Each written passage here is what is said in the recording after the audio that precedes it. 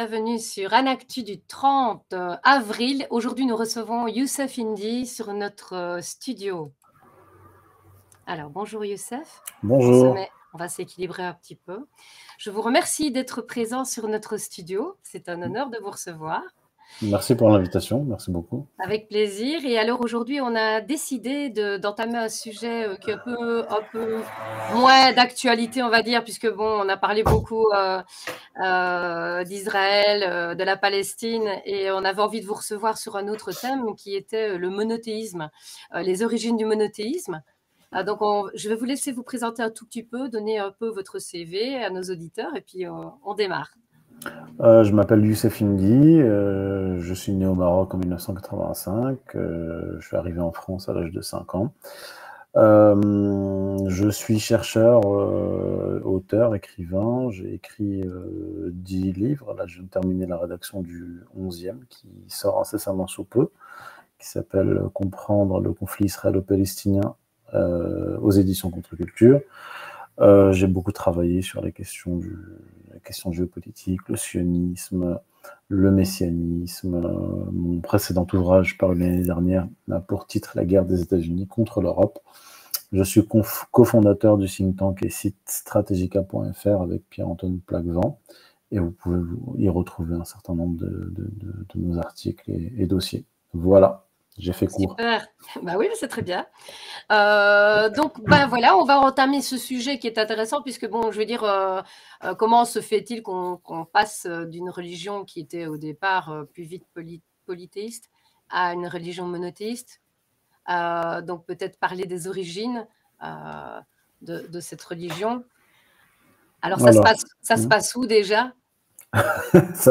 Disons que ça se passe partout, puisque depuis que l'homme s'organise en société, il recherche, il est dans une quête de sens, du sens de la vie, du sens de la mort, et la question de la religion, la question de l'au-delà et la question de la divinité apparaît très tôt dans l'histoire humaine. Toutes les sociétés humaines ont des croyances religieuses. Alors, je ne vais pas faire ici en faire ici le catalogue. Je ne suis pas Mircea Eliade, mais pour ce qui est de ce qui nous intéresse présentement, la distinction entre le polythéisme et le monothéisme, moi, j'ai surtout travaillé sur la région du croissant fertile, c'est-à-dire l'Égypte, Canaan, et la Mésopotamie. Alors, il y a beaucoup d'idées reçues sur le polythéisme et le monothéisme, et je commencerai par briser une de ces idées reçues. C'est l'idée que le monothéisme serait apparu exclusivement dans la famille d'Abraham, donc descendant de Noé, et que... Je pensais que c'était comme ça. Eh bien non, en réalité, alors j'ai travaillé sur ce sujet-là dans mon livre Occident et Islam, tome 2, sous-titré « Le paradoxe théologique du judaïsme ». Et en réalité, ce que je montre dans mon livre, mais ça je l'ai trouvé dans les travaux d'Étienne Drioton, qui est le plus grand égyptologue français du XXe siècle, qu'en réalité, en Égypte, très tôt, dès le XVIIe siècle avant Jésus-Christ, on a une tradition monothéiste qui apparaît. Alors, quand je dis qu'il apparaît, c'est pas que la croyance monothéiste est apparue du jour au lendemain au XVIIe siècle. C'est qu'on a des traces scripturaires. Les premiers textes de sagesse monothéiste en Égypte datent du XVIIe siècle avant Jésus-Christ. Ah oui. C'est-à-dire, si mes comptes sont bons, 13 siècles à peu près avant Akhenaton. Parce que, également, Akhenaton, le pharaon Akhenaton, donc au XIVe siècle avant Jésus-Christ. Non, je me suis trompé. Entre 27 et 14, je suis un peu fatigué. Oui, avec le voyage. Il y a 13, oui, voilà, je suis rentré hier de voyage. Il y a 13 siècles. Bref, on n'est pas là pour faire des soustractions et des additions. Et Akhenaton est connu pour être le pharaon qui aurait du jour au lendemain imposé le monothéisme. c'est-à-dire le culte exclusif de la divinité Aton. Ah oui. En réalité, ce qu'a fait Akhenaton, c'est un choix, parce que en Égypte, dans l'Égypte antique, les deux traditions, monothéistes et polythéistes, cohabitaient.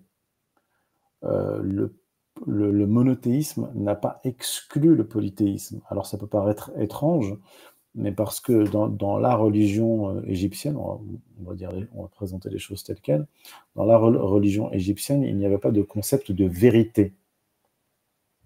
Ce qui pour nous, pour les monothéistes, chrétiens, juifs, musulmans, pour les aristotéliciens, il ne peut pas y avoir de deux vérités. Mais dans la tradition égyptienne, les deux vérités pouvaient cohabiter. Donc il y avait une tradition monothéiste et une tradition polythéiste. Ce qu'a fait Akhenaton, c'est un choix entre les deux.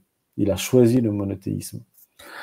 Alors, mais il a choisi, au lieu d'adopter simplement le monothéisme, les textes de sagesse que j'ai rapporté dans mon ouvrage que j'ai cité. Donc Dieu, il y a la traduction de Dieu en égyptien, c'est Dieu, c'est pas Aton, c'est pas une divinité particulière, parce que Aton, c'est un nom propre. Oui. Osiris est un nom propre, Seth est un nom propre, est un nom propre. Yahvé est un nom propre aussi. Pas Elohim, Yahvé est un nom propre, mais j'y reviendrai. Ce qu'il a fait, c'est qu'il a choisi la tradition monothéiste et il a choisi de faire de Aton, qui était une divinité parmi d'autres, le Dieu unique. Donc en fait, il a fusionné les deux. Il a fusionné le véritable Dieu avec un Dieu particulier, qui est Aton. Et donc il a imposé le culte du Dieu Aton, qui était le Dieu solaire, à l'exclusion des autres divinités. Quand il est mort, les prêtres du dieu Amon, si mes souvenirs sont bons, parce que mon livre est paru en 2018, eh bien, vont détruire ce que... ils vont déjà...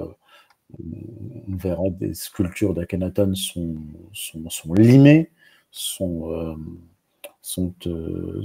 frappées par les prêtres qui voulaient faire oublier le souvenir d'Akhenaton et faire oublier le souvenir du culte exclusif de la divinité Aton. Pourquoi je parle de cela? Parce qu'il y a un certain nombre d'égyptologues ou de biblistes qui vont chercher dans cette tradition, chez Akhenaton, en Égypte, l'origine du monothéisme juif. D'accord. Thèse que je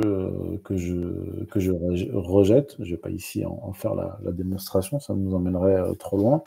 Mais ce que j'ai montré dans mon livre, c'est qu'il y a d'un côté effectivement une tradition monothéiste égyptienne et une tradition monothéiste sémitique. Et dans la tradition monothéiste sémitique, qui renvoie, comme je vous l'ai dit, aux patriarches, puis en fait, comment? Ah, Yahvé, alors. Alors, Yahvé, c'est autre chose. C'est-à-dire que Yahvé est une divinité particulière, donc qui porte un nom propre, qui a été adoptée par le groupe d'Hébreux qui sont sortis d'Égypte à la fin du XIIIe siècle avant Jésus-Christ, voilà, autour de 2200. Ça a été mis en évidence par notamment Richard Friedman dans son livre qui s'appelle, qui est un des plus grands biblistes au monde et également archéologue, qui a publié un livre, je crois que c'était en 2017, oui, Exodus, en anglais. Il n'a pas été traduit en français. Et le sous-titre, c'est How it happened and why it matters. Comment c'est arrivé et pourquoi cela compte. Donc il explique, en s'appuyant sur des travaux notamment d'égyptologues, que les Hébreux adoraient le dieu El, d'où le nom d'Israël, qui signifie El sera maître, ou El est notre maître, qui est la racine sémitique de Elohim et de Allah. Parce que Allah en arabe, c'est l'article défini Al, qui signifie le, et Allah qui signifie Dieu. Donc Allah, ça veut dire le Dieu. Elohim, le nom qu'en fait le terme qu'on trouve dans la Bible. C'est en minuscule, là, Elohim. Non, il y a les deux. Ah oui, je pense qu'il En y fait, avait. Elohim n'est pas un nom propre, c'est C'est un ça. nom commun.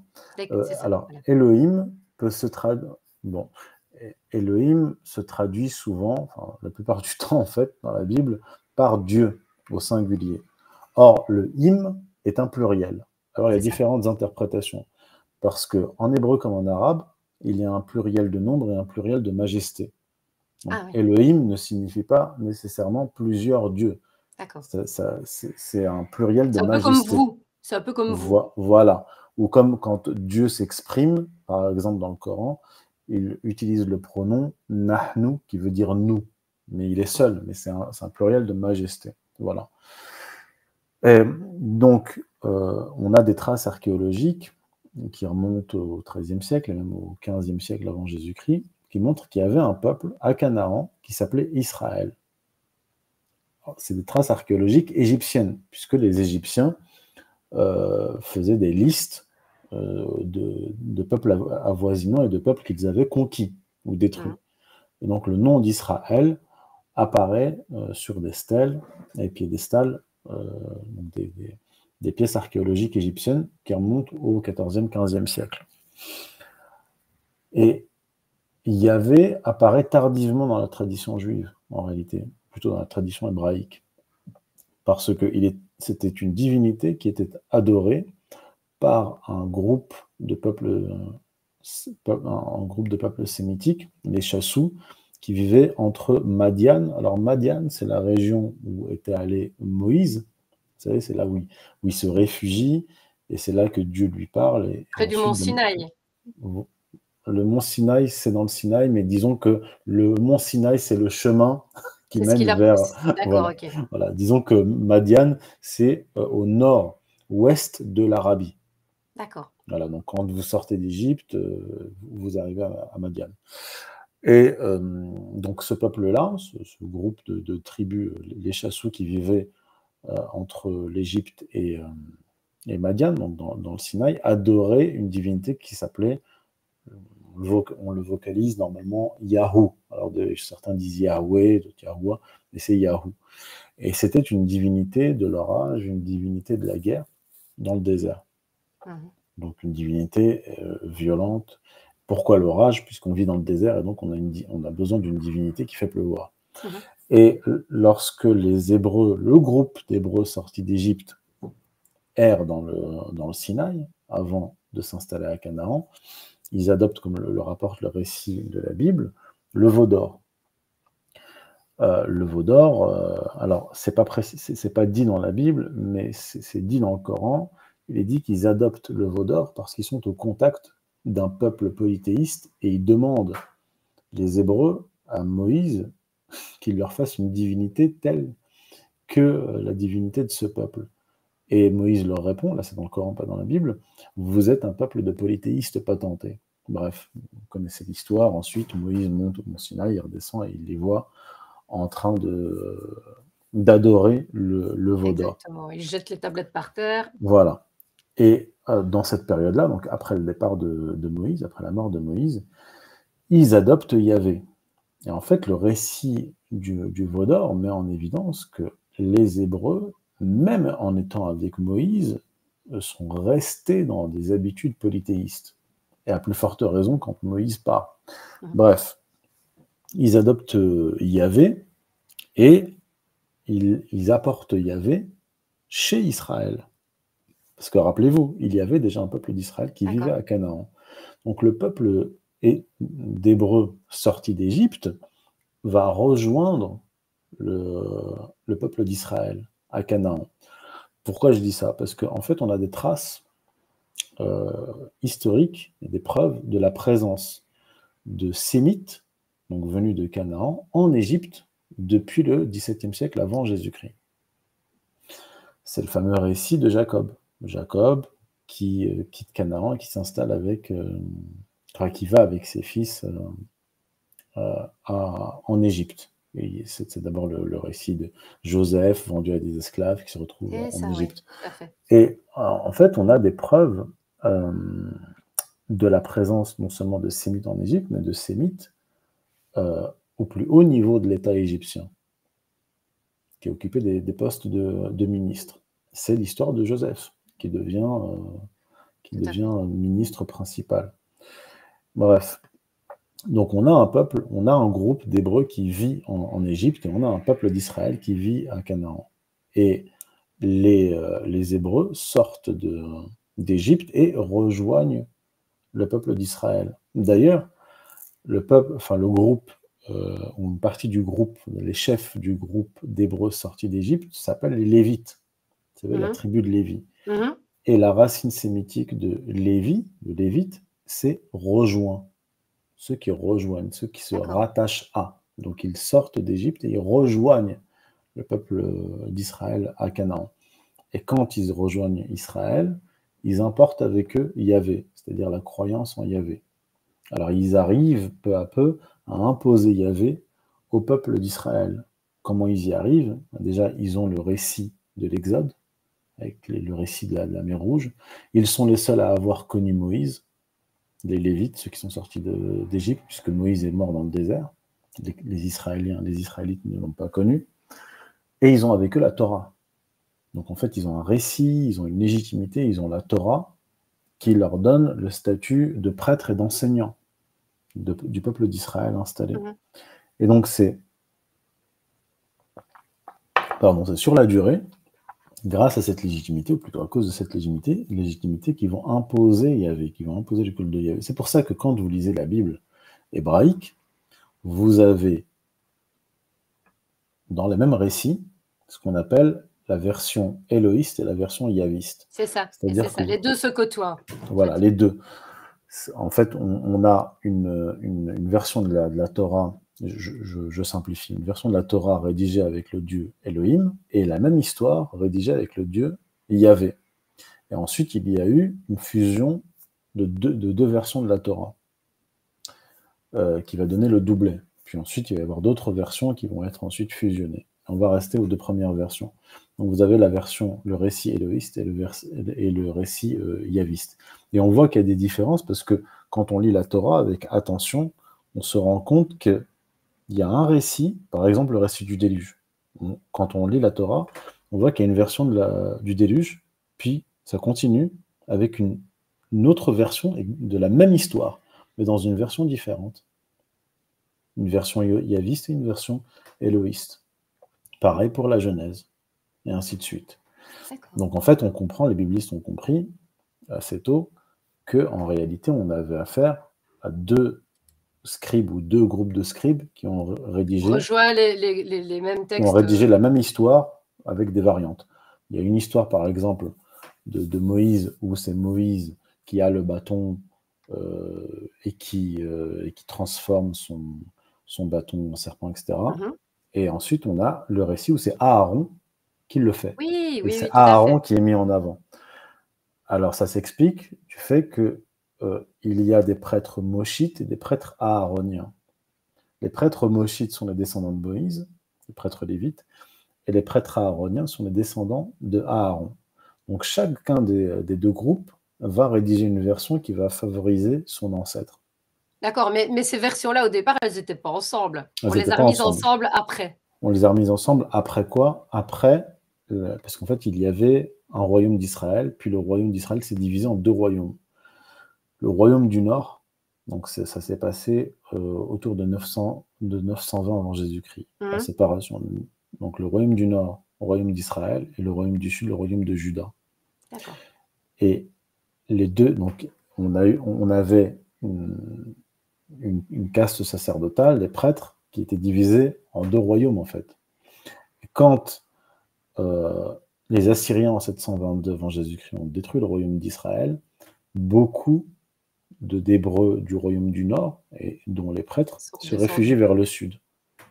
Donc ils viennent vers le sud, au royaume de Juda, et là on a la présence de deux Torahs. Et qu'est-ce qu'ils vont faire? Ils vont fusionner les deux. C'est ça. Qui va donner la première fusion. Bref. Et en fait, on le voit, les études bibliques montrent que, effectivement, le culte de Yahvé va s'imposer peu à peu. Parce que, et on le voit en fait, grâce aux pièces archéologiques. On voit que des noms théophores, en fait, le nom théophore, c'est un nom qui intègre le nom d'une divinité. Et on voit que c'est sur la durée que des noms théophores intégrant le nom de Yahvé apparaissent. Ça apparaît après, alors que les noms théophores avec le nom de El sont beaucoup plus anciens. Comme par exemple, Israël, qui est en fait le nom de Jacob. D'accord? Donc Jacob change de nom, il va devenir Israël. Et donc, comme lui, il est le père des 12 tribus, eh bien, ça va devenir les tribus d'Israël. Et avant, on a Ismaël. Ishmaël en hébreu. Et Ishmaël, c'est le fils d'Abraham. Donc, c'est la génération précédant Jacob, puisque le père de Jacob, c'est Isaac, qui est le frère d'Ismaël. Donc, le nom théophore intégrant le nom de El est bien plus ancien que Yahvé. Yahvé apparaît très tardivement. Et donc, et il y a aussi d'autres éléments, pour rester sur la question du monothéisme et du polythéisme, les Hébreux vont être polythéistes, ils vont verser dans le polythéisme. Et ça d'ailleurs, on le retrouve dans la Bible hébraïque. La Bible hébraïque, et surtout les prophètes, accusent les Hébreux d'avoir dévié et d'avoir adoré d'autres divinités, notamment Baal, une divinité cananéenne, et aussi Asherah. Asherah, qui était une divinité cananéenne, en fait d'origine mésopotamienne, c'était Astarté, qui était la divinité, la déesse de l'amour. Et c'est là où on avait des sacrifices humains à cette époque-là, c'est ça? Alors voilà, on va y venir. On va en parler des sacrifices humains. Alors, les sacrifices humains, d'ailleurs, il faut lire René Girard sur les sacrifices humains. René Girard montre que toutes les sociétés primitives ont pratiqué à un moment ou à un autre le sacrifice humain.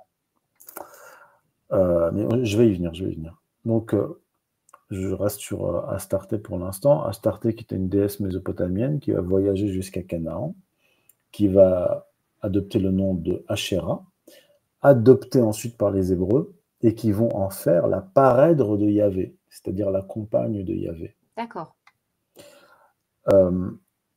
Donc, ils sont les Hébreux sont polythéistes, et pendant une certaine durée, parce que on a des temples avec des divinités, où ils adorent Baal, où ils adorent Asherah. Et on a même des pièces de monnaie du royaume de Juda, où on a Yahvé représenté en homme assis sur son char, son Merkava. Or, les monothéistes, les vrais, considèrent que Dieu est transcendant. En tout cas, en islam, il est transcendant. Même dans les évangiles, il n'y a pas de description physique de Dieu. Dieu n'est pas un homme, il n'y a pas d'anthropomorphie. Or, Yahvé est une divinité anthropomorphe, ce qui pose beaucoup de problèmes. Par exemple, quand vous lisez la Genèse, vous voyez que Yahvé, donc Dieu, descend, il voit ce qui se passe sur Terre. Donc pour voir ce qui se passe sur Terre, il doit descendre, il doit constater. Puis, donc après avoir créé l'homme, il change d'avis, il se repent d'avoir créé l'homme, puis il fait le déluge, en fait. Et après le déluge, Noé sacrifie un oiseau. Yahvé sent l'odeur du sang de l'oiseau, puis change d'avis, il se dit « Ah, finalement, l'homme n'est pas si mauvais que ça ». Et donc... il fait l'arc-en-ciel.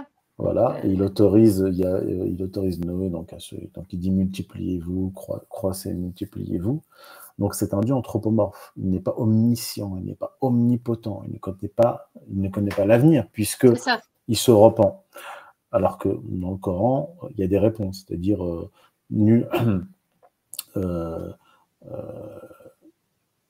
Dieu n'a pas de semblable, nul n'est à sa semblance, donc il n'est pas anthropomorphe.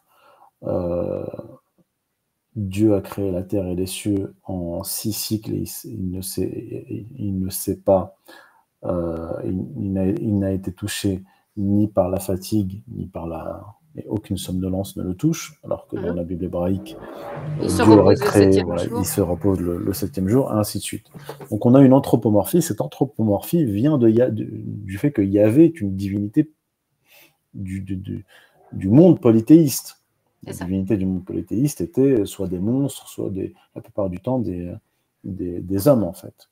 Il y avait une anthropomorphie. Et effectivement, pour revenir au sacrifice humain, les Hébreux pratiquaient le sacrifice humain, et on en a des preuves archéologiques.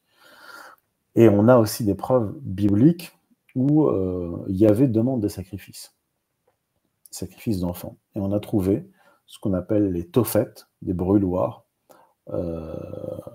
dans les anciens, surtout dans le royaume de Juda, mais aussi quelques dans l'ancien royaume d'Israël, des corps calcinés d'enfants. Je prouve qu'effectivement, ils ont pratiqué le sacrifice d'enfants qui est devenu tabou à la période perse. La période perse, c'est après la période babylonienne. C'est les Babyloniens qui ont détruit le royaume de Juda, le temple, etc. Et durant la période perse, c'est-à-dire quand les Perses ont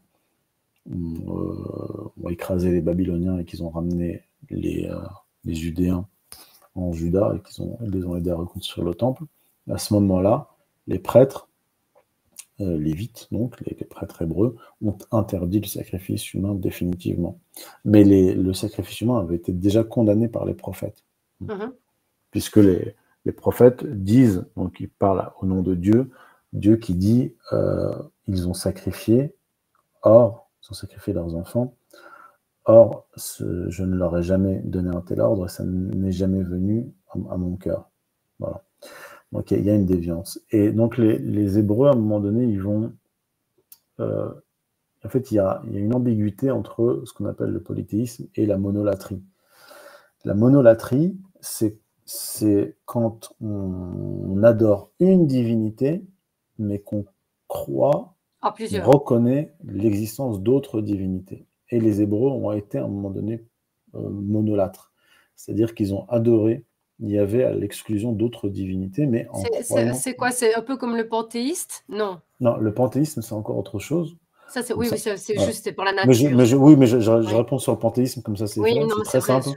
C'est très simple. Le panthéisme, c'est l'idée que Dieu ou la divinité a créé le monde par des hypostases, c'est-à-dire des émanations de lui-même.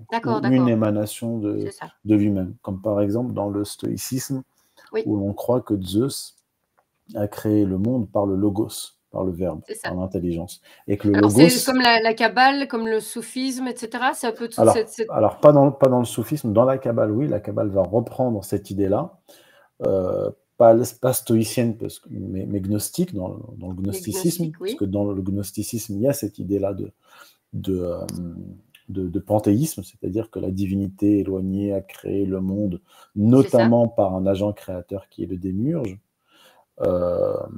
effectivement, mais le soufisme, c'est la tradition mystique musulmane. Alors, vous pouvez trouver dans une certaine mystique d'une branche minoritaire, c'est-à-dire l'ismaélisme qui est une branche minoritaire, du chiisme qui est lui-même une branche minoritaire, des influences du mazdéisme.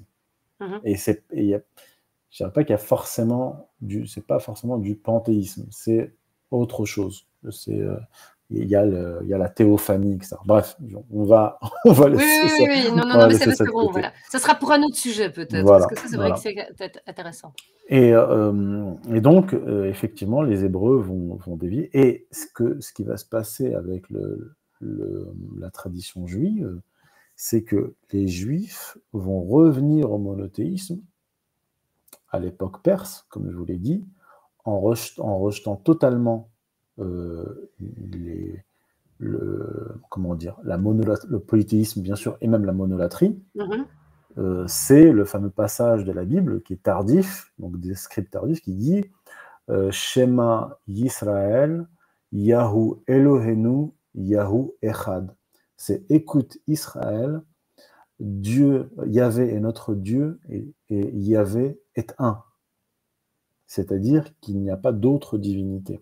C'est ça. Et en fait, ce qui va se passer, c'est ce qui s'est passé avec Akhenaton. C'est-à-dire que le Dieu unique dans la tradition mosaïque, abrahamique, c'est elle. C'est elle. Lui, c'est lui le Dieu unique. Et elle, c'est pas un nom propre. C'est un nom commun. Ça veut dire Dieu, C'est le ça. Dieu. Et ce que vont faire les prêtres scribes des siècles et des siècles après l'adoption de Yahvé comme une divinité, c'est que ils vont finaliser définitivement Mhm. la confusion ou la fusion entre le Dieu un et Yahvé. D'accord. Or, Yahvé était, comme je l'ai dit, un dieu de l'orage, un dieu de la guerre, un dieu tribal. Et c'est ce qui va donner ce que j'ai appelé le paradoxe théologique du judaïsme. C'est ça. C'est-à-dire que le tribalisme de Yahvé demeure dans le judaïsme. Il Mhm. demeure. Mais il cohabite, cette idée cohabite avec l'universalité de Dieu. C'est Qu'est-ce que ça. ça donne? Qu'est-ce que ça donne? Ça donne une idée assez dangereuse. Parce que Yahvé est une divinité de la guerre, une divinité tribale, donc la divinité, euh, comment dire, on parle de Dieu tutélaire, donc qui va devenir le Dieu tutélaire des Hébreux. Mhm. Et ce Dieu tutélaire des Hébreux, qui est une divinité de la guerre, donc vous adoptez une divinité de la guerre pour qu'elle vous donne la victoire sur les autres peuples. Parce que les Mhm. Hébreux, notamment quand ils étaient nomades, Pour ils s'étendre. étaient, bah oui, mais ils étaient pris en étau entre l'Égypte, les autres grandes puissances proche-orientales. Il y avait aussi d'autres tribus, d'autres peuples. Et donc, pour survivre dans ce monde-là, vous avez besoin d'une divinité tutélaire puissante, virulente, Mhm. un dieu de la guerre. Donc vous allez développer, je dirais, une théologie guerrière, Mhm. ce qui va demeurer en fait dans le judaïsme. Mais si, mais si vous faites de cette divinité tutélaire, il y avait ce dieu de la guerre, le dieu unique de tous les peuples, et que vous maintenez euh, la dimension tutélaire, c'est-à-dire la préférence, parce Mhm. qu'il est écrit dans la Bible hébraïque, dans la Torah, Yahvé vous a choisi, donc vous les Hébreux, il vous a aimé pas parce que euh, non, il vous a choisi pas parce que vous êtes le plus nombreux et le plus puissant des peuples, mais parce que il vous aime, c'est-à-dire vous en particulier, à l'exclusion des autres peuples. Donc, Mhm. et si vous en faites la divinité, votre divinité tutélaire, et que vous êtes son préféré, son peuple préféré, mais que c'est la divinité de tous les peuples du C'est qu'il y a une monde, différence, c'est qu'il y a une différence entre les. vous, Oui. vous instaurez une hiérarchie entre vous et Mhm. les autres peuples, peuples élus, et les autres, C'est les ça. goïms, mais si vous ne vous débarrassez pas de la théologie guerrière, c'est-à-dire de cette dimension de la divinité qui doit vous apporter la victoire contre les autres peuples, eh bien, vous êtes dans une conception très étrange et dangereuse, parce que Mhm. vous maintenez la tension et la guerre permanente contre les autres peuples. Et on le voit en fait dans la théologie, dans l'eschatologie juive, il est toujours question d'un peuple, d'un empire à détruire. Ça renvoie au livre de Daniel, ça renvoie, vous savez quand Netanyahou parle de Amalek, il dit Amalek, les Palestiniens c'est Amalek, les Perses c'est Amalek. Tout. En fait, Amalek c'est la figure de l'ennemi D'accord. des Hébreux dans l'Antiquité. Et d'ailleurs, Yahvé reproche à Saül, le roi Saül, le roi d'Israël, Que de ne c'est un pas dieu avoir guerrier. exterminé tous les Amalécites. Il a D'accord. eu pitié d'eux. Donc Yahvé lui dit non, non. Donc, par le prêtre Samuel, il lui dit non, là tu as fauté, Ah puisque oui. tu n'as pas exterminé tous les Amalécites. Donc, avec la dimension génocidaire. Et ce que je vous dis, là, ce dont je vous parle, ça peut paraître éloigné, Non, conceptuel, non, non, non, non. antique. Non, non, c'est la réalité actuelle. C'est-à-dire Exactement. que c'est le discours des dirigeants israéliens. On vous parle des Amalécites, on vous parle de la reine Esther, reine juive qui est devenue la femme de l'empereur, du roi perse, et qui a fait tuer 70 000 Perses, parce que soi-disant les Perses voulaient exterminer les Juifs qui vivaient dans l'Empire perse, et ainsi de suite. Et en fait, tout ce discours-là, il est permanent et actuel Oui. Et chez quelqu'un comme par exemple Bernard-Henri Lévy. Bernard-Henri Lévy a écrit un livre qui s'appelle L'Empire et les cinq rois. Et en fait, il dit que les cinq rois, c'est la Chine, Erdogan, Vladimir Poutine, le monde sunnite, etc. Mais en fait, les cinq rois, c'est qui? Ça renvoie au livre de Josué. Le livre de Josué, c'est un livre de la Bible hébraïque où Josué, qui succède à Moïse, entre à Canaan, dans la Terre Sainte, et sur ordre de Yahvé, il aurait exterminé tous les peuples. Les hommes, les femmes, les enfants, les bœufs, et brûlé les cités. Et dans le récit, Josué, il poursuit les cinq rois amoréens qui se cachent dans une grotte. Il les fait sortir de la grotte, il les met à terre, il met son pied sur la nuque de chacun des rois, et il ordonne au peuple hébreu, dont il est le chef, de les tuer.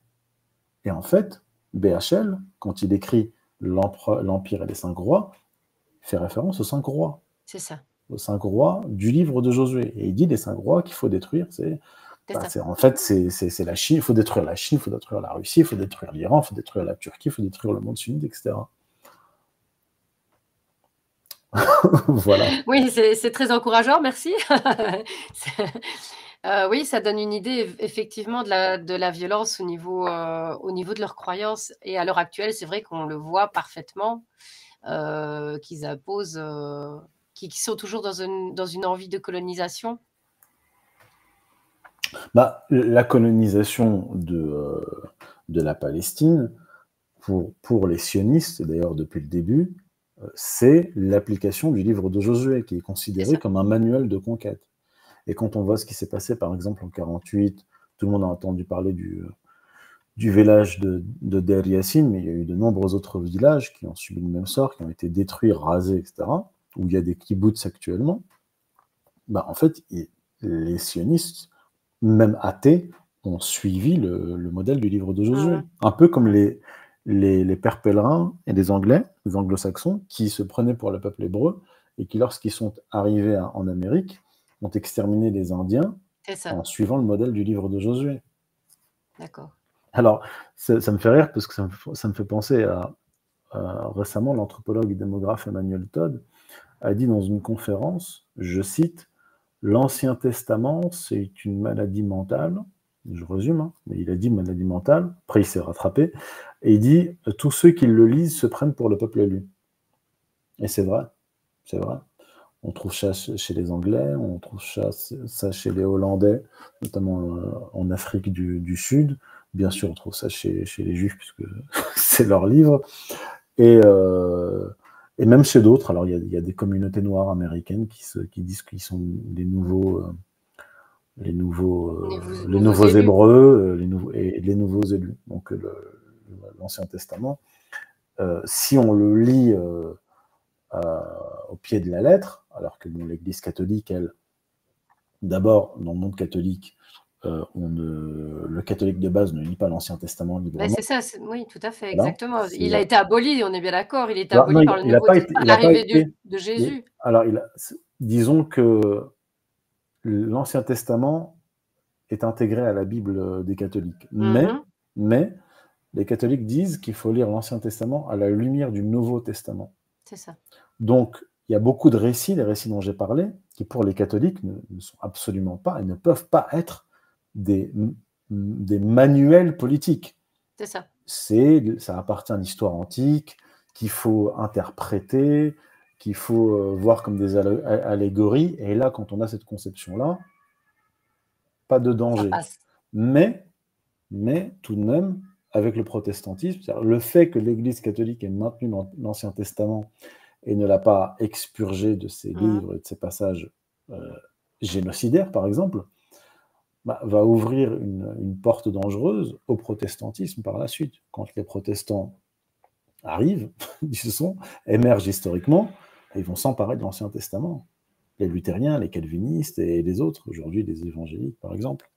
Donc l'Ancien Testament va devenir, là, entre les mains, par exemple, des évangéliques sionistes américains, un livre extrêmement dangereux. C'est ça. Puisqu'ils le lisent comme les Israéliens, en fait. Oui, parce que c'est quand même la Bible a deux parties qui sont quand même totalement l'opposé, puisqu'il y en a une qui est vraiment la version guerrière, et puis l'autre qui est d'une version où on voit arriver un Messie qui apporte l'amour, puisque là on parle d'amour dans toute sa splendeur dans la deuxième partie de la Bible. Donc Tout à comment fait. deux livres aussi opposés peuvent se côtoyer euh, En fait, il y a une rupture avec le Christ, mais par la suite, les pères de l'Église ne vont pas opérer cette rupture au niveau, je dirais, épistémologique. Ils ne vont pas opérer une rupture dans les textes. Ils vont garder l'écrasante majorité des livres de la Bible hébraïque. C'est ça. Et Et il y a des je... textes qu'on a mis de côté quand même aussi. Bon, certains oui, textes bibliques qui ont été mis de côté. certains textes, mais je veux dire, tous les textes dont je vous ai parlé, ils sont dans la Bible Oui, tout chrétienne. à fait. Oui, oui, oui, oui. Tous. Voilà. Et même dans la Torah, on a des passages extrêmement problématiques sur le prêt à intérêt, sur la domination, etc. C'est ça. De ne pas pouvoir faire de prêts, on refuse des prêts, etc., pour se protéger, c'est ça? Peut-être revenir sur le sujet. Sur le prêt à intérêt, dans le Deutéronome chapitre 23, il est écrit que, par exemple, que l'hébreu n'a pas le droit de prêter intérêt à son frère. Donc à ton frère, le fils d'Israël, tu ne prêteras pas intérêt, mais C'est à ça? l'étranger, tu pourras prêter intérêt. D'accord. Mais l'Église catholique va interdire le prêt à intérêt. L'islam interdit le prêt à intérêt. Et ensuite, Calvin va autoriser le prêt à intérêt, avec une certaine limite, pour pas que ce soit excessif, mais le Calvin autorise le prêt à intérêt. Luther, non. Martin Luther n'autorise pas le prêt à intérêt. Et d'où alors on a beaucoup de juifs sionistes qui sont financiers. Alors, pas forcément sioniste, parce que le sionisme, on va dire que c'est récent historiquement, même si dans mon premier ouvrage, j'en retrace la Genèse en montant au XIIIe siècle, au Moyen Âge. Le judaïsme, effectivement, dans le judaïsme, il y a cette autorisation, même cette invitation à la pratique de l'usure et du commerce. Bon, le commerce n'est pas un mal en soi, mais le prêt à intérêt, effectivement, va commencer à se... Alors, le prêt à intérêt a été inventé par les Sumériens. Il a été même inventé avant l'écriture, avant qu'ils n'inventent l'écriture. Donc, on est autour de 3500 avant Jésus-Christ. Ils inventent le prêt à intérêt, les Sumériens. Et donc, cette pratique va se diffuser ensuite, notamment dans la région. Et les Judéens, donc les Judéens et les Israélites, ils sont dans la région, ils récupèrent ils intègrent cette pratique. Et on a déjà des livres des prophètes dans la Bible hébraïque qui condamnent cela. Ils condamnent les riches Judéens, par exemple, qui prêtent un intérêt à leurs frères. Voilà. Et ensuite, le métier de banquier, les Judéens vont l'apprendre durant leur exil à Babylone. Puisque c'est les Babyloniens qui sont les premiers banquiers. Ah oui. Le système bancaire est développé à Babylone. Donc, de toute façon, on est toujours dans la même région que Sumer. Donc, les Sumériens inventent le prêt à intérêt et les Babyloniens développent les banques. Et les Judéens, certains Judéens qui vivent en Babylonie, apprennent le métier de la banque et créent des banques. C'est ça, d'accord. Voilà. Donc c'est là en fait que ce métier-là se développe pour les Judéens, qu'ils l'apprennent. Et puis, dans les diasporas juives, tout autour de la Méditerranée, cette pratique va demeurer. Et c'est d'ailleurs ce qu'on va leur reprocher. Alors il y a des livres là-dessus il y a Bernard Lazare, qui a écrit un livre important en 1894, qui est un juif lui-même, L'antisémitisme, son histoire et ses causes. Vous avez le livre de Werner Sombart, qui est un grand économiste, historien de l'économie de la première moitié du XXe siècle, qui s'appelle, donc son livre s'appelle Les Juifs et la vie économique. Et vous avez d'autres ouvrages comme celui de Abraham Léon, qui est un juif marxiste, qui a écrit un livre qui s'appelle Conception matérialiste de l'histoire juive, quelque chose comme ça, où il parle aussi beaucoup du rôle des juifs dans le prêt à intérêt, etc. Voilà, donc c'est un sujet d'étude qui est connu. Bon, Karl Marx en parle aussi dans son livre La question juive. C'est pas que c'est un sujet qui est bien connu, qui a été Oui, par rapport à même. l'argent, c'est quand même la base aussi de quand Hitler se plaint des Juifs, il parlait du fait qu'il volait un peu l'argent de l'Allemagne, etc. Donc, qui s'accaparait un peu l'argent de l'Allemagne, non? C'était un des arguments effectivement d'Adolf Hitler à l'époque. Oui, oui. Mm. Mais c'est pas un argument exclusif d'Adolf Hitler. Non, non, non, non, non, C'est on est un bien d'accord, mais argument. ça faisait partie des C'est un nombreuses. argument qu'on retrouve jusque dans l'Antiquité. Et pour ça, je rappelle effectivement le livre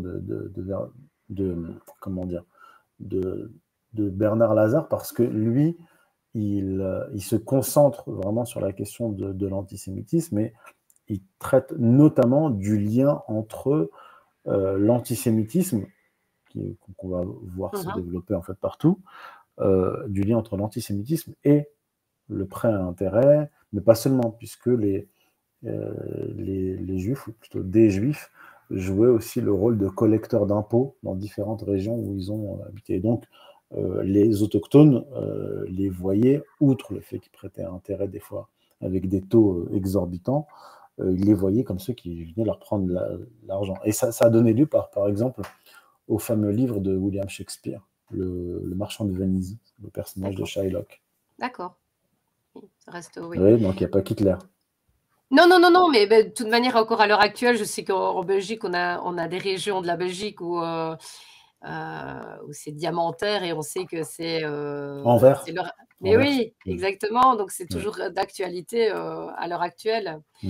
Alors, comment peut-on déterminer si c'est la bonne religion, si c'est polythéiste ou monothéiste? Est-ce qu'il y a des pistes qui pourraient être décisives? À l'heure actuelle, est-ce qu'on peut dire que vous, Youssef, vous êtes monothéiste? Oui, je suis monothéiste. Alors là, on rentre dans une question, disons, subjective. Parce que moi, je suis croyant, je suis convaincu que Dieu est un. Maintenant, pour répondre à cette question-là, il faut utiliser des arguments philosophiques et ou des arguments scientifiques. Alors, on peut entrer dans ce champ-là, si vous voulez, mais ça mériterait une émission entière et utiliser des arguments scientifiques très précis. Alors, je l'ai fait en partie dans mon livre Occident Islam, tome 2, où j'utilise les données bibliques, enfin, les études bibliques, l'archéologie, l'égyptologie, la syriologie, et ensuite je me lance dans une étude comparative entre la Bible hébraïque, les évangiles et le Coran. Maintenant, là, je renvoie les gens à la lecture pour qu'ils puissent déterminer eux-mêmes, je veux dire. Voilà, se faire un avis, mais est-ce qu'on peut dire, est-ce qu'on pourrait dire qu'on peut penser que Dieu est une forme d'énergie qui donne, qui a conçu tout, qui est un être supérieur qui a conçu tout, mais que c'est de l'énergie? Parce que moi, j'avais toujours cette idée, Dieu, il est tellement grand que déjà lui mettre un nom, c'est le limiter en fait en soi. Alors, par exemple, en islam, on ne dit pas que Dieu est ceci, Dieu est cela. On ne connaît pas l'essence de Dieu. Par contre, on parle des attributs de Dieu. Il est sage, il est puissant, il est omnipotent, il est omniscient. Mais on ne va pas dire voilà ce que Dieu est. On ne sait pas ce que Dieu est. On ne peut pas. Et c'est un blasphème de dire Dieu est ceci, Dieu est cela. Mais on peut utiliser des arguments philosophiques. Par exemple, puisque vous me posez la question, et pendant que vous me posiez la question, j'ai recherché dans mes notes. C'était pas prévu, hein, mais je prends beaucoup de notes. Oui, mais moi, voilà, je suis désolée. Moi, non, il n'y a aucun live, problème. Non, mais il n'y a aucun problème. De profiter de l'invité pour pouvoir. Il n'y a aucun problème. Mais alors, je vais vous citer un savant musulman qui était aussi philosophe, mathématicien, astronome, qui est connu en Occident sous le nom d'Averroès. Son vrai nom, c'est Ibn Rushd, qui était. Je ne vais pas le prononcer. Ibn Rushd. Je ne serai pas. Averroès. Vous dites Averroès. Averroès. Alors, sur le polythéisme et le monothéisme, il dit ceci, une phrase très courte, il dit « S'il y avait deux dieux, alors il y aurait deux mondes. Mais puisque le monde est un, alors l'agent est un, car un seul acte ne procède jamais que d'un seul agent. Alors, c'est un aristotélicien, il a fait le commentaire de toute l'œuvre d'Aristote, et il a commenté la République de Platon. Et c'est aussi un juriste musulman, c'est un qadi, c'est-à-dire un juge, un théologien, un mathématicien, un médecin, un astronome. Et, donc, alors, sur l'essence, oui, voilà. Alors, si vous voulez, je vous lis un autre passage, Oui, toujours d'Averroès, oui. d'accord? Parce que vous me dites, vous me posez une question. Ce qu'il y a, En c'est fait, qu'en vous, fait, mais non, oui, mais non, je suis en train il de y me dire, répond. Il y répond. En fait, voilà, justement, vous allez voir, il s'adresse à vous. Il dit, et si quelqu'un demande, puisque la révélation n'a expliqué, c'est assez complexe. Si vous voulez, je vous enverrai le texte que je mettrai en commentaire si vous voulez. Et si quelqu'un demande, puisque la révélation n'a expliqué aux gens de la foule ni que Dieu est un corps, ni qu'il n'est pas un corps, que peut-on bien leur répondre s'ils demandent qu'est-ce que Dieu? Donc là, il répond, car enfin, il est bien naturel qu'un humain se pose la question, il ne peut guère s'en débarrasser. Vous voyez, il vous répond à vous directement. Et puis, les gens de la foule ne sont pas convaincus non plus si on leur dit à propos de cet être, Dieu, dont ils ont préalablement reconnu l'existence, qu'il n'a pas de quiddité, d'essence, puisque ce qui n'a pas de quiddité n'a pas d'essence. Nous disons que ce qu'il faut leur répondre, c'est ce que répond la révélation. Il faut donc leur dire que Dieu est lumière, car la qualification que Dieu lui-même s'est attribuée dans son livre précieux, usant d'une image, entre parenthèses, de celle qui désigne une chose par une autre analogue à l'essence de la première. C'est l'énoncé divin, je cite le Coran, Dieu est la lumière des cieux et de la terre. Fin de citation, Ibn Rushd reprend. Il te faut savoir que cet exemple convient extrêmement bien à représenter le Créateur, loué soit-il, car la lumière réunit les caractéristiques suivantes. Être sensible, n'être point saisissable par la vue non plus que par l'entendement, et cependant n'être pas un corps. Or, l'être qui existe, pour la foule, ce n'est que le sensible, et le non-existant, ce qui n'est pas sensible. Alors, moi, je peux me permettre quand même de faire une petite réflexion qui est scientifique. Je viens de la voir passer sur TikTok, des petites images qui sont passées, où on voit qu'en fait, le spermatozoïde, quand il arrive à pénétrer dans l'ovule, il y a un flash de lumière. Donc, c'est la création se fait, donc la première, je veux dire, vraiment la fusion entre les deux provoque un flash de lumière et ils l'ont filmé. Donc, c'est un peu. Oui. Je ne savais pas, je ne connaissais pas. Alors, je trouve que c'était une très très belle image parce qu'en fait, effectivement, la lumière, pour être à la base, c'est quand même une énergie. Je veux dire, tout se transforme. On sait bien que ce sont des énergies. Et j'aurais envie de dire qu'en fait, ce qui me perturbe, ça peut être terminé par là parce que je ne veux pas vous embêter parce que je sais que vous êtes fatigué, mais c'est très intéressant malgré tout d'aborder la question. Dans la Genèse, on dit que l'homme a été créé à l'image de Dieu. J'aurais pas envie de dire que c'est deux bras, deux jambes, bien évidemment. C'est aussi avec les qualités, donc de reprendre les qualités divines et que nous avons été faits quand même avec une parcelle divine, inconsciemment. On peut dire, et là ce sont les textes qui le disent, y compris dans le Coran, donc là-dessus il n'y a pas de problème de mon point de vue, il dit que Dieu a créé l'homme à partir du ruh, le souffle. Et en fait, l'âme humaine, c'est le souffle de Dieu. Ce n'est pas Dieu lui-même, puisque c'est pas une hypostase, c'est-à-dire c'est pas une émanation de Dieu, tout comme le verbe de Dieu. Le Coran dit par exemple que Jésus est le souffle et le verbe de Dieu. Kalimat Allah, le verbe de Dieu. Mais le verbe de Dieu n'est pas Dieu lui-même. C'est la différence entre l'islam et les évangiles. Dans l'évangile de Jean, chapitre 1, verset 1, il est dit « Au commencement était le logos, le verbe. Donc au commencement était le verbe était avec Dieu, et le verbe était Dieu. » Il n'y a pas cette conception-là en islam, une séparation, une transcendance divine absolue. Mais donc, pour répondre à votre question, effectivement, l'âme humaine vient de Dieu dans le sens où c'est son souffle, ruh. Et ruh en arabe signifie âme et souffle. C'est ça, d'accord. Ben voilà. Non, mais c'est bien. En fait, j'ai l'impression en fait, que le fait de croire en quelque chose de supérieur n'enlève pas le fait de penser que nous avons certains dons certains potentiels et que nous sommes peut-être bien limités, mais quand je vois dans les écrits que ouais, je me souviens de l'écrit où Jésus dit vous êtes tous fils de Dieu et vous ferez des miracles plus grands que moi. Cette idée me plaît beaucoup. Ça ne veut pas dire que je suis Dieu, ça veut dire que j'ai l'énergie de Dieu qui me donne la possibilité de faire des choses grandes. Et ce n'est pas, comment dire, incompatible avec le fait de croire en quelque chose, un être souverain qui a conçu quand même la Terre. Simplement que nous, de manière fractale, nous pourrions faire la même chose, mais lui reste toujours au-dessus de nous, puisqu'il nous a conçus. Seule une intelligence supérieure infinie est capable de créer l'univers et l'agencer tel qu'il est. On est bien d'accord. Quand on voit les mathématiques, la suite de Fibonacci, tout ce qu'on voit dans la nature, et il suffit d'être une maman pour se dire que 9 mois pour concevoir la vie, c'est juste magique. C'est comme si on posait un ordinateur devant vous et qu'on vous disait bah, il a été créé tout seul, c'est créé tout seul.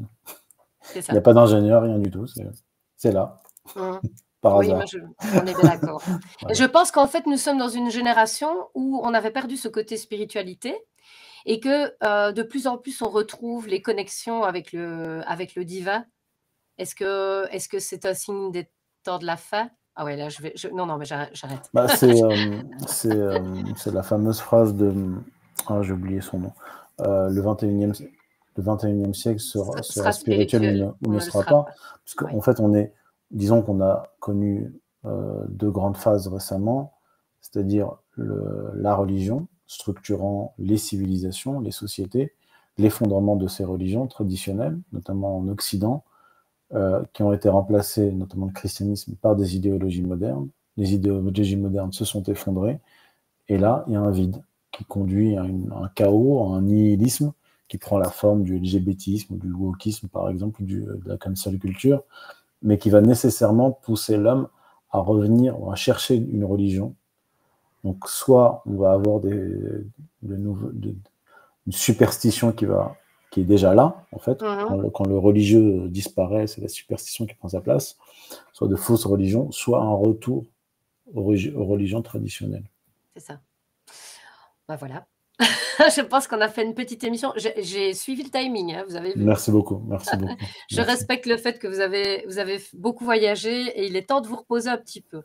Je vous remercie vraiment pour votre visite sur le studio. Merci beaucoup. Et j'espère pouvoir vous revoir. J'espère pouvoir vous revoir peut-être pour un sujet complémentaire. Voilà, pour une émission plus longue, quand je serai plus en forme. D'accord, alors ça va, promis. Promis. Merci beaucoup. Merci beaucoup. À vous. Voilà, j'espère que l'émission vous a plu. Petit rappel, si vous désirez être au courant justement des différents lives, n'hésitez pas à vous abonner sur notre page reportercitoyen.be. Vous pouvez également nous envoyer vos suggestions concernant des invités, puisque vous savez que nous tenons compte absolument de ce que vous nous demandez. En tout cas, on essaye. Donc, je vous souhaite une toute belle soirée et on se retrouve éventuellement jeudi. Merci beaucoup.